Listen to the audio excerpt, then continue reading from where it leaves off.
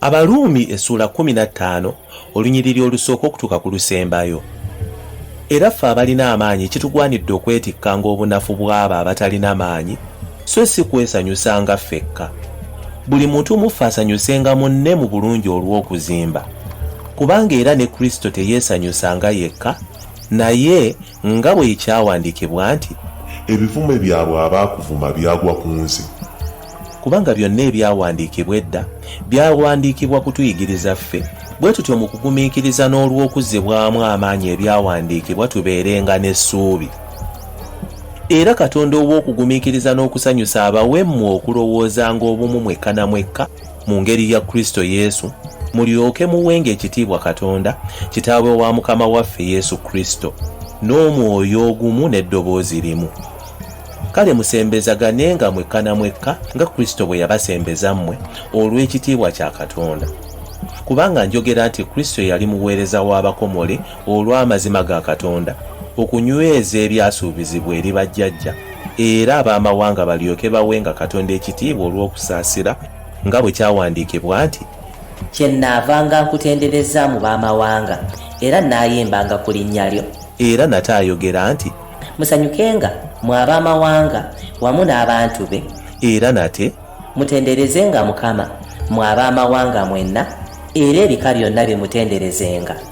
Era nate Isaaya ayogera nti, waliba ekikolo kya Yese, era ayimirira okufuga ab'amawanga, mu ye mwe mulibeera essanyu ly'ab'amawanga.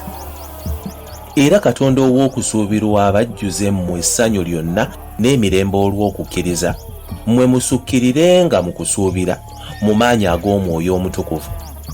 Era nange nze ntegeeredde ddala ebyammwe, baganda bange, nga mmwe mujjudde obulungi, mujjudde okutegeera kwonna, nga muyinza n'okubuuliragananga mwekka na mwekka.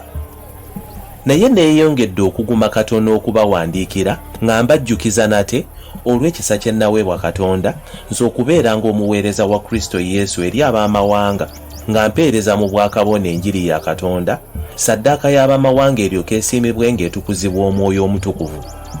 Kale okwenyumiriza ndi nakwo mu Kristo Yesu mu bya Katonda, kubanga siryaŋŋanga kwogera kigambo kyonna wabula Kristo bye yankoza, olw'okuwulira kw'ab'amawanga mu kigambo ne mu bikolwa, mu maanyi g'obubonero n'ebyamagero, mu maanyi ag'Omwoyo Omutukuvu. Bwe kityo okuva mu Yerusaalemi n'okwetooloola okutuuka mu Iruliko, nabuulira enjiri ya Kristo.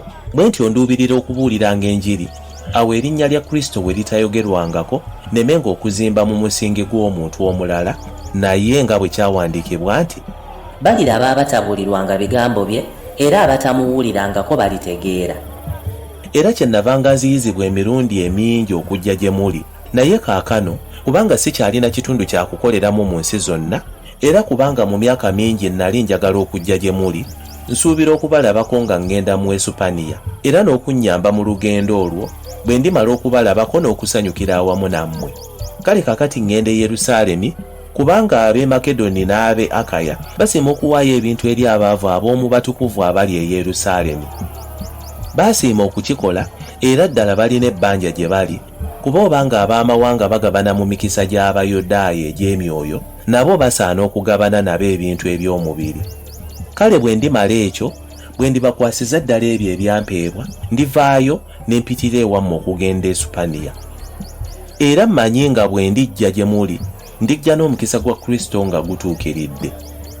Era mbeegayiridde abooluganda ku bwa Mukama waffe Yesu Kristo n'olw'okwagala kw'Omwoyo okufubiranga awamu nange mu kunsabira Katonda, ndyoke mponemu abo abatawulira mu Buyudaaya, n'okuweereza kwange kwe ntwala mu Yerusaalemi kusiimibwa abatukuvu. Olw'okwagala kwa Katonda ndyoke njije gye muli n'essanyu, mpummulire wamu nammwe. Era Katonda ow'emirembe abeerenga nammwe mwenna. Amiina.